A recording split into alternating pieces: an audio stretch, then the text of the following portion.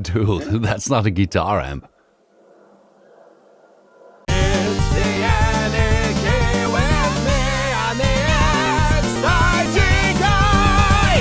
Beelink was nice enough to send me this unit for review.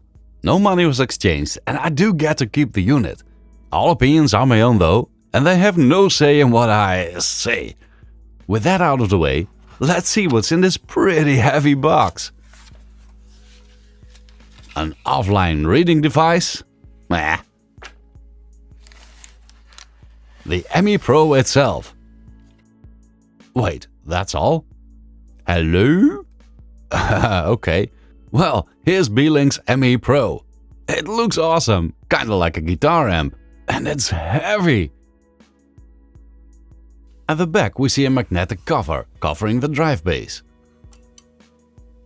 Underneath we get a power input, a 2.5 gigabit Ethernet network port and a 5 gigabit Ethernet one, an HDMI output, 2 USB-A ports, a USB-C port, and a mini jack port for your headset. I thought this was being marketed as a NAS. Anyway, at the front we see a reset hole, a clear CMOS hole, that's interesting, a USB-A port and the power button. The grill really feels like that of a speaker. If it weren't for the fact that we're going to put some noisy spinning hard disks in it, I could really see this on top of my desk instead of tucked away in the closet. At the bottom of the unit, there's the only tool you need to open it up, sitting in a rubber label thingy that you can just pull off. Let's open the bottom of the unit first. Just remove these 2 hex screws and take the cover off. This metal cover contains thermal pads for no less than 3 NVMe drives, one of which is already installed as the OS drive in this system. The first one is a PCIe 3.0 by 2 slot, the others are only by 1, severely limiting the maximum speed of those drives sadly. That's still almost 1 GB per second though, so if you'll use these drives for network storage, it's still faster than even 5 gigabit Ethernet is able to transfer. The drive slats are screwed in place with the same size hex screws. Beelink states that this unit does not support hot swapping and that it's screwed in place for better vibration dampening and cooling. We'll see about that later. In the drive base we find more boxes, so that's why there was so little in the box. They're also equipped with pretty big thermal pads for your drives. One of the boxes is filled with a power brick, capable of outputting 19 volts and 120 watts. In the other we find an HDMI cable, a short Cat6 Ethernet cable, and 2 sets of screw sizes for your drives. But the ME Pro has another neat trick up its sleeve. If you take the 4 hex screws around the bottom part out, given you had already removed the bottom cover, you can slide the whole mini PC out of the case. This way you can easily undust it and replace it if needed. Beelink already offers multiple variants of the ME Pro, this being the cheaper Intel N95 variant, but a slightly faster and more power efficient N150 variant is also for sale. And I've been told other, more powerful variants should become available later on as well. This way you can upgrade your NAS without having to buy the full package. Pretty neat.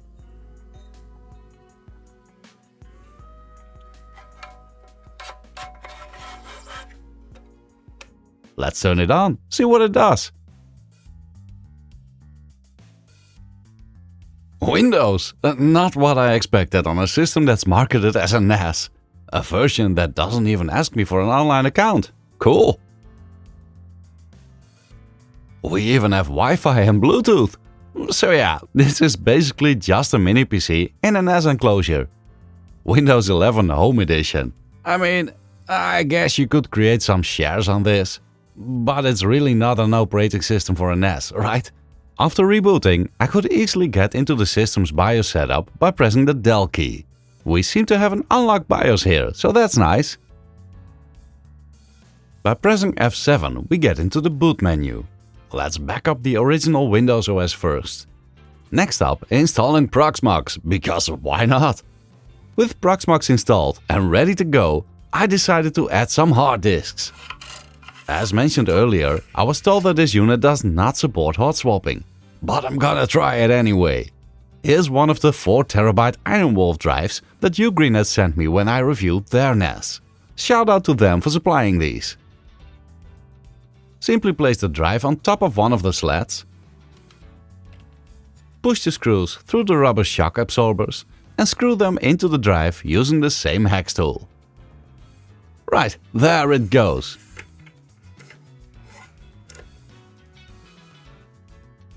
And Proxmox sees the drive, no problem.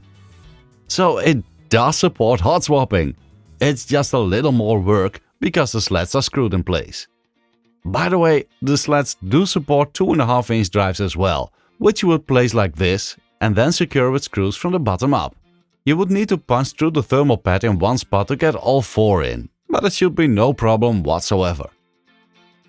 I'm going to put the other Iron Wolf drive in here though, and put screws in the sides.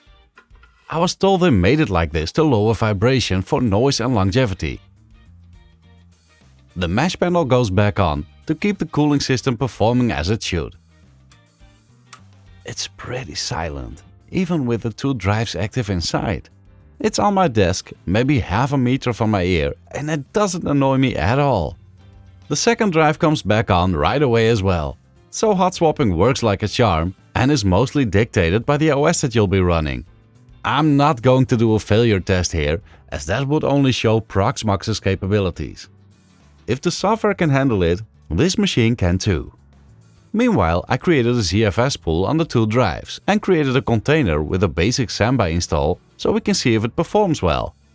It's already saturating my 1 gigabit Ethernet connection. A whopping 9% CPU usage during this test, and that's with just one of the cores enabled for this container. I had CFS compression turned off during this test. Will enabling LZ4 compression impact performance? Not at all! No difference in CPU usage. Disk I/O seems slightly higher. How about the host? Not in the slightest. Raw CPU usage is almost the same and I/O delay is lower than before. So yeah, this box handles that pretty well, I'd say. Temperatures seem to be very decent as well right after these tests. Let's add an extra NVMe drive for storage. I don't have any spare drives around and they're kinda unaffordable right now, so I'll take it out of my Zyke drive. Ooh, a crucial drive. That's gonna be irreplaceable soon. The screws to fasten the NVMe drives are not the same hex key, but Phillips heads instead. Feels like a tiny little oversight from Beelink here.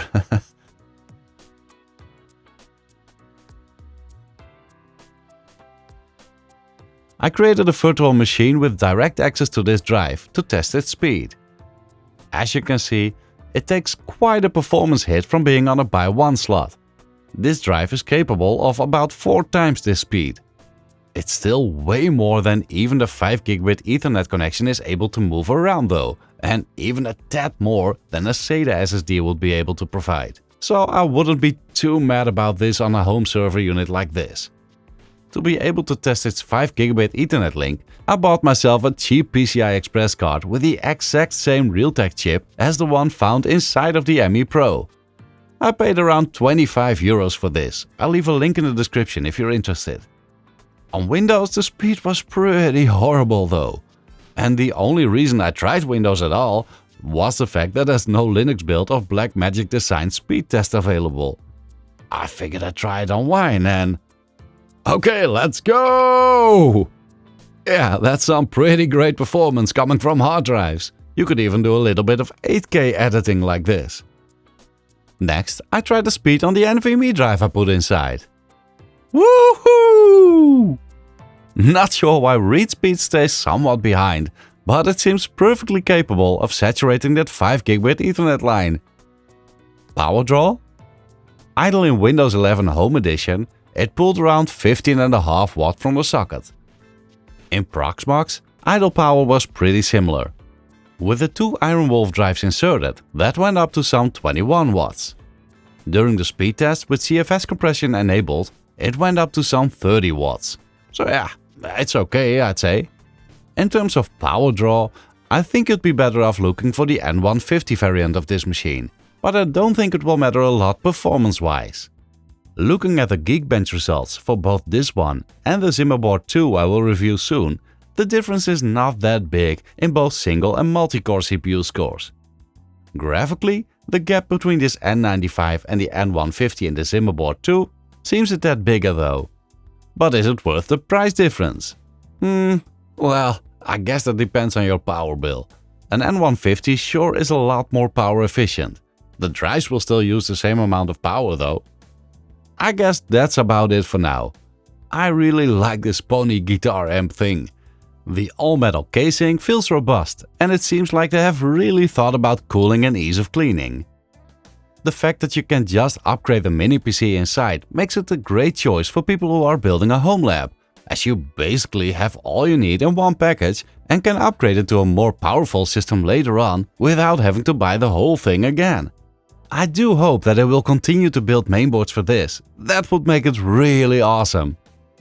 There's a link in the description and pinned comment if you'd like to check it out for yourself. Thank you very much for watching. Until next time.